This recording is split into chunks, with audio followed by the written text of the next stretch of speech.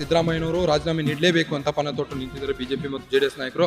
ನಮ್ಮ ಪಕ್ಷದ ಸರ್ವೋಚ್ಚ ನಾಯಕರಾದ ಕುಮಾರಣ್ಣವರು, ದೇವೇಗೌಡರು, ಜಿಟಿ ದೇವೇಗೌಡರು, ಅನೇಕ ಪ್ರಮುಖರಿದ್ದಾರೆ, ನಿಖಿಲ್ ಕುಮಾರಸ್ವಾಮಿ, ರೇವಣ್ಣವರು, ಅವರು ನಾವು ಏನು ತೀರ್ಮಾನ ತಗೋತಾರೆ ಅದಕ್ಕೆ ಬದ್ಧವಾಗಿ ನಡೆಸ್ತೀವಿ.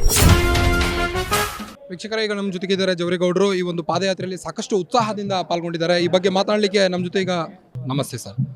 ಈ ಒಂದು ಈಗ ಸಿದ್ದರಾಮಯ್ಯನವರು ರಾಜೀನಾಮೆ ನೀಡಲೇಬೇಕು ಅಂತ ಪಣ ತೊಟ್ಟು ನಿಂತಿದ್ದಾರೆ ಬಿಜೆಪಿ ಮತ್ತು ಜೆಡಿಎಸ್ ನಾಯಕರು. ಒಂದು ವೇಳೆ ಸಿದ್ದರಾಮಯ್ಯನವರು ರಾಜೀನಾಮೆ ನೀಡಲಿಲ್ಲ ಅಂದ್ರೆ ಮುಂದಿನ ಒಂದು ಕ್ರಮ ಏನು ಕೇಳ್ಕೊಳ್ತೀರಾ? ಏನು ಹೋರಾಟ ನಿಮ್ದು ಅಂತ? ಅದು ಪಕ್ಷದ ವರಿಷ್ಠರು ತೀರ್ಮಾನ ಮಾಡ್ತಾರೆ. ನಾವು ಕಾರ್ಯಕರ್ತರಾಗಿ, ಸಾಮಾನ್ಯ ಒಂದು ಕಾರ್ಯಕರ್ತನಾಗಿ ನಾನು ಅದನ್ನು ಹೇಳಕ್ಕೆ ಬರೋದಿಲ್ಲ.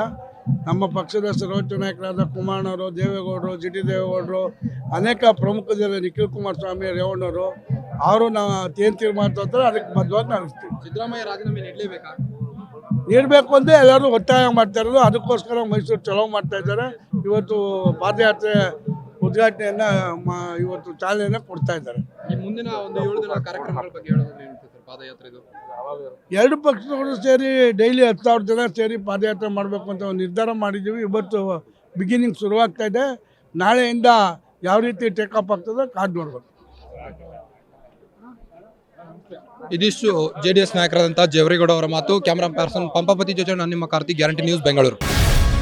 ಗ್ಯಾರಂಟಿ ನ್ಯೂಸ್, ಸುದ್ದಿ ಖಚಿತ, ನ್ಯಾಯ ನಿಶ್ಚಿತ.